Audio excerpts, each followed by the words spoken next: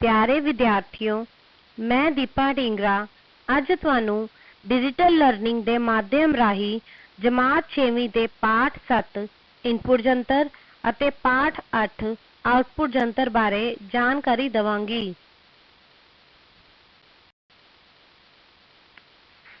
Madam जी, computer दे input अते output Jantar किहड़े हन?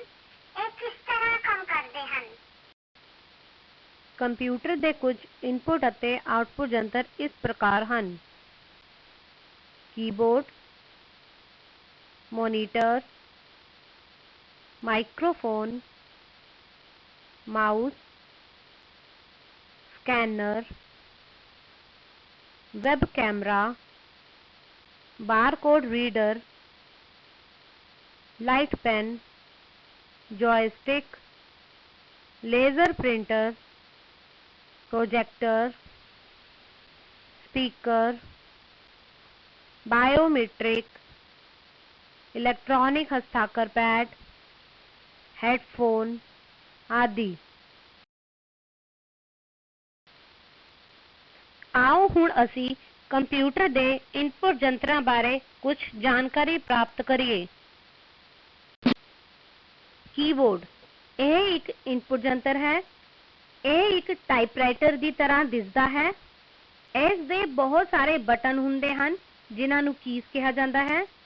इस दी वरतों कंप्यूटर विच डाटा भरन या भेजण लई कीती जाती है। इनपुट किता डाटा अखर, शब्द, नंबर अते विशेष चिन्ह आदि हो सकता है। माउस माउस एक निक्का जिहा इनपुट जंतर है। स्क्रीन उत्ते कर्सर नूं कंट्रोल करन लई वरतिया जाता है। इस नूं पॉइंटिंग जंतर भी कहा जाता है। आम तौर ते इस दे 3 बटन हुंदे हन, खब्बा अते सज्जा बटन।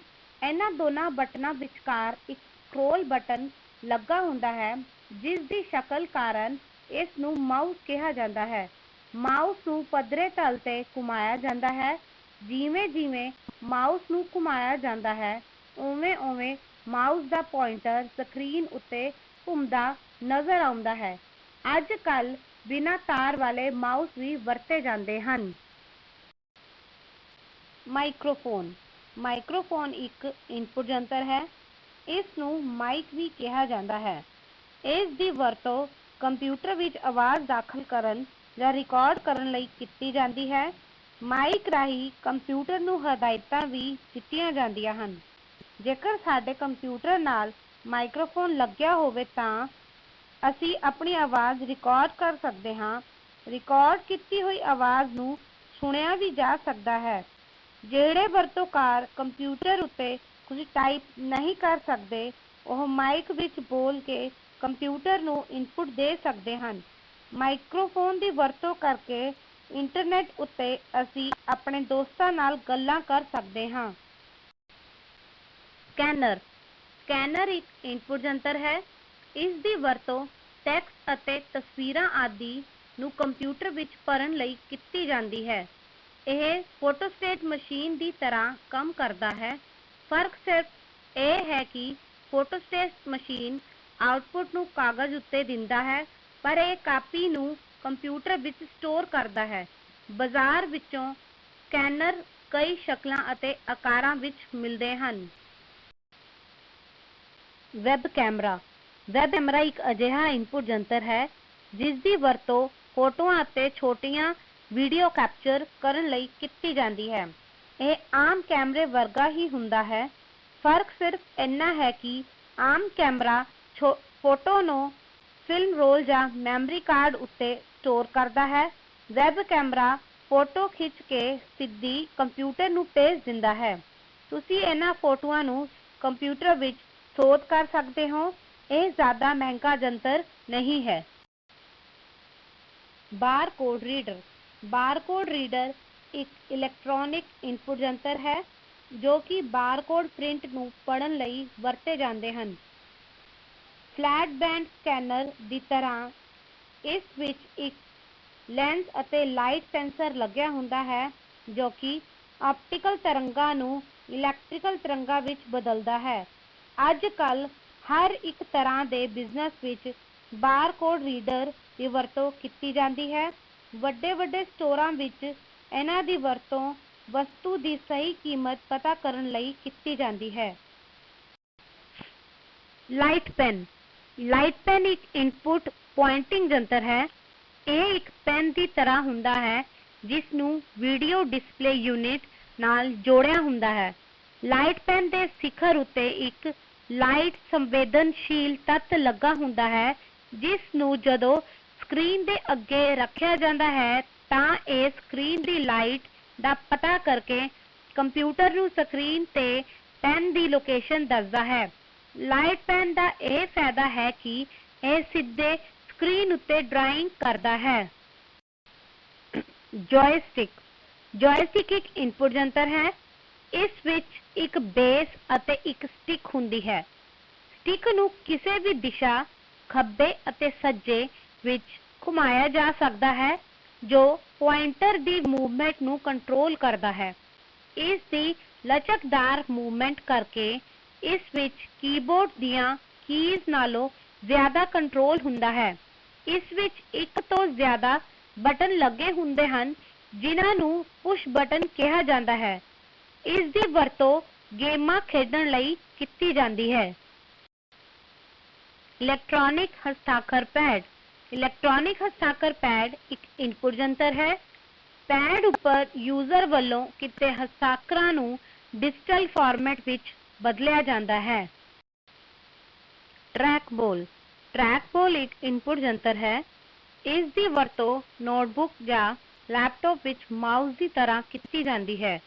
यह एक उभरी हुई बॉल हुंदी है। जदों इस बॉल ते अपनियां उंगलां घुमांदे हां तां पॉइंटर घुमदा है। टच स्क्रीन एक इनपुट जंतर है। यह एक तरह की डिस्प्ले स्क्रीन हुंदी है जिस उत्ते एक तरह का पारदर्शी संवेदनशील पैनल लगा हुंदा है। इस विच पॉइंटिंग डिवाइस जिवें कि माउस या लाइट पेन की बजाय स्क्रीन ते छूहण लई उंगलां की वरतों करते हाँ। टचपैड एक इनपुट जंतर है। यह लैपटॉप विच एक छोटा जिहा हिस्सा हुंदा है जिसनू पैनल कहा जाता है। इस पैनल विच अलग तरह के संवेदनशील खेतर हुंदे हन जिन्हां नू असी छू सकते हाँ। यह माउस की थां ते वरतिया जाता है। टचपैड दे दो बटन सज्जा बटन अते खब्बा बटन हुंदे हन जो कि माउस दे बटनां की तरह क्लिक करन ते काम करते हन। इस नू असी उंगलां की वरतों नाल प्रयोग करते हुए एक पधरे तल ते घुमाउंदे हां जिस नाल कंप्यूटर की स्क्रीन ते पॉइंटर उसे दिशा वल घूमेगा। बायोमीट्रिक एक इनपुट जंतर है। इस दी मदद नाल किसी व्यक्ति की पहचान उसके शरीर के अंगां जिवें कि हत्थां दीयां उंगलां अते अखां दे रेटिना नू स्कैन करके कीती जाती है। प्यारे विद्यार्थियों, आओ असी हुण आउटपुट जंतरां बारे कुछ जानकारी प्राप्त करिए। मॉनिटर एक महत्वपूर्ण आउटपुट जंतर है। यह एक सॉफ्ट आउटपुट जंतर है। यह आउटपुट नू स्क्रीन उपर दिखाउंदा है।